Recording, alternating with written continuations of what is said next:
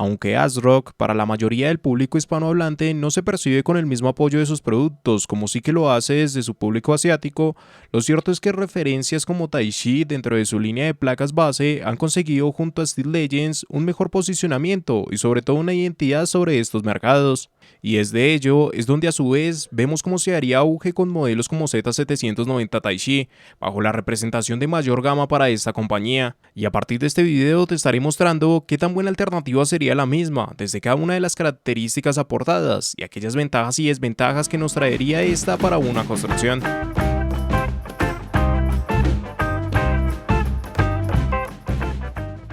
Pero antes de todo, recuerda pasarte por el enlace en la descripción, donde estarás encontrando los mejores precios para esta placa base, desde Amazon y de una forma segura. Pásate. Características generales.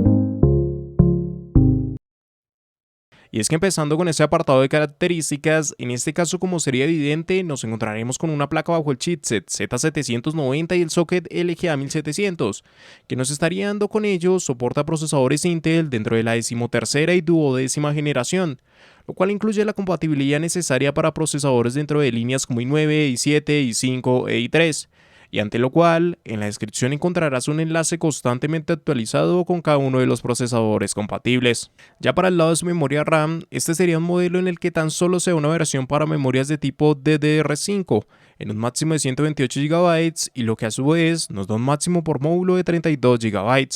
Cuanto a la frecuencia en cuestión, se limitaría la misma hacia los 4800 MT sin ningún tipo de modificaciones. Y este sin modificaciones a su vez lo tendremos que tener presente, ya que se cuenta con el soporte con perfiles XMP, con los cuales podemos alcanzar frecuencias de hasta 7200 MT.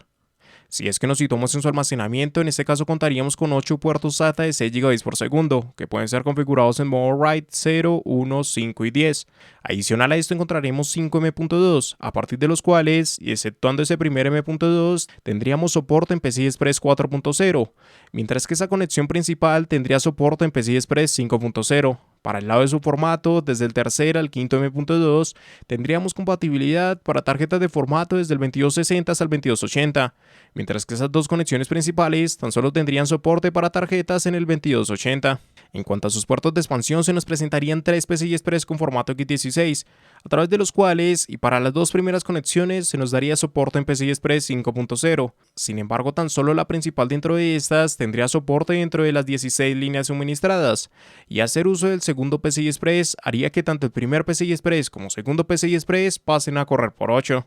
Para la tercera conexión tendríamos soporte en PCI Express 4.0 y correría por 4. Cada una de estas características siendo acompañadas junto al códec de audio ALC 4082, así como a su vez se le sumaría el DAC de Saurich 9218.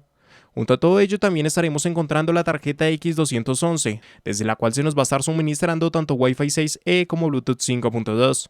Y ya, dentro de sus conexiones internas y fuera de un carácter común para el funcionamiento propio del sistema, podemos encontrar una conexión TPM, una conexión de tipo RGB, 3 conexiones de tipo ARGB, un encabezado para bombas de agua, 6 conexiones para ventiladores externos, 2 USB 2.0, 2 USB 3.2 de primera generación tipo A, un encabezado hacia USB 3.2 de segunda generación por 2 tipo C, y adicional a ello encontraremos distintas utilidades como Clear Sim Mode Button, DigiBoot LED, Power Button y Reset Button. Así como también, para el lado de las conexiones externas se nos presentarían 2 USB 2.0, un HDMI, una conexión para audio óptico, 2 conectores de tipo jack, 2 USB 3.2 de segunda generación tipo A, una conexión dual para RJ45, 2 conexiones hacia USB de tipo C con Thunderbolt 4 y finalmente nos encontraríamos con 6 USB 3.2 de primera generación. Ya por último nos encontraremos con un URM que va a contar con un total de 25 fases de alimentación, siendo una placa de formato de tipo Extended ATX, desde la cual realmente se nos plantea una excelente base por parte de este modelo, de una conectividad que nos llevaría a obtener hasta 5 M.2 dentro de su configuración y hasta la suma de Thunderbolt dentro de ella, así como un URM que se describe ante uno de los mejores diseños por parte de este mercado y hasta una estética característica de esta línea de placas y que alentaría en la decisión a fin de estas alternativas, aunque también siendo una motherboard bastante dependiente de su costo, por lo menos teniendo en cuenta que se comparten bastantes de sus características entre placas como Hero o Ace dentro de MSI.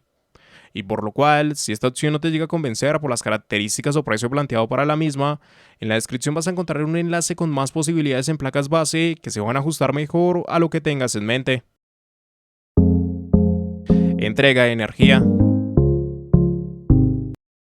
Al estar hablando de Taichi como la representación de mayor gama para esta compañía, evidentemente nos encontraríamos también con un URM a su altura. Con ello vendría un total de 25 fases de alimentación, de lo que van a ser 24 para su V-Core más una para su SAC. De la gestión de cada una de estas fases nos estaríamos encontrando con el controlador central de Renice RAA229131, el cual tiene la posibilidad de manejar de forma directa hasta 20 fases de alimentación. Es por lo mismo que para llegar a la cantidad de fases anunciadas se haría uso de un diseño dual rate para la construcción de su URM. De esta manera una única señal puede ser gestionada por dos o más etapas en la misma potencia, permitiendo con ello que el controlador tan solo tenga que operar en un modo de 12+1 para dar gestión al total de fases que describe. Ya si nos vamos al lado de sus MOSFET, también nos encontraremos con piezas de Renice, desde las RAA220105, precisamente con una capacidad hasta 105 A y con Smart Power Stage. Esto le dejaría un manejo en teoría de hasta 2520 A.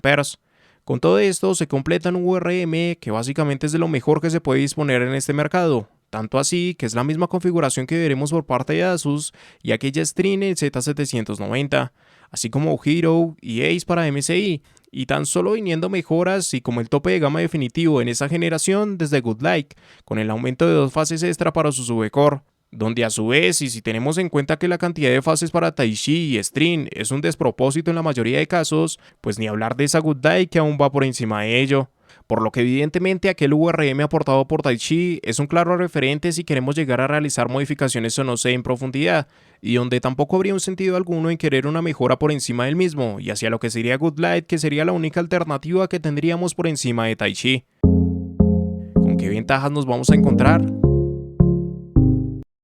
Siendo una placa que entre comillas y por costo no debería competir con los modelos topes de gama de este chipset, notaremos que realmente tiene muchos apartados que la llevan a ganarse un puesto por encima de su valor. Desde lo mismo es como precisamente sobresalen desde aquellas mejoras de parte de su conectividad, que en esta ocasión nos acerca a una mejora impulsada en estos nuevos chipsets, como sería aquel asentamiento del quinto M.2 y aún inclusive más importante el paso a plantear aquel soporte para PCI Express 5.0 desde una de estas conexiones, que aunque sí que se representó para algunos topes de gama en Z690 era poco común. Bajo todo ello también tomaría incidencia aquellas conexiones hacia Thunderbolt añadidas en su backplate, y que sí que es un claro punto de distinción referente a estos topes de gama, siendo las dos bases principales que se pueden destacar desde esa conectividad, pero que a su vez vienen potenciadas por el resto de mejoras sobre su estructura. Con ello nos llevaría desde una buena conectividad para internet, ante el paso en tarjetas como X211, trayéndonos consigo Wi-Fi 6E como Bluetooth 5.2, el disponer de aquel PCI Express principal con el soporte en PCI Express 5.0, estar contando con un encabezado interno para USB tipo C de cara a ese gabinete, que no solo incluiría una de las mejores versiones para el mismo, sino también con el suministro de carga rápida con los 60 watts que estaría aportando. Y a partir de acá, aún hay mejoras a mencionar, pero son más específicas, como el disponer de uno de los mejores codecs de audio para este mercado a través de la LC4080 y sumado a ello esa edad de Saures con el mismo. Estar contando con distintas utilidades que nos llevarían desde Reset Button, Power Button, Diode LED, Clear Mode Button, entre el resto de las utilidades extra que se añadirían. Y ya por último, evidentemente su URM, que sería una de las menciones más relevantes, puesto que estamos hablando de uno de los mejores diseños presentados a través de esta generación. Pero realmente mucho de esto no tomaría la importancia que tiene, si no fuera porque estamos ante una de las placas que mejor balance puede establecer en Z790, por lo menos en relación a su precio y calidad, puesto que nos encontramos bajo un modelo que compite en características con Hero para Asus o Ace para MSI, pero al mismo paso su precio se establece una gama inferior de estos modelos y con mayor cercanía al de Aorus Master, Gaming o Carbon, lo que realmente conducen a que prácticamente tenga muy poca competencia que aporte la misma cantidad de características mostradas bajo el mismo valor. ¿Con qué desventajas nos vamos a encontrar?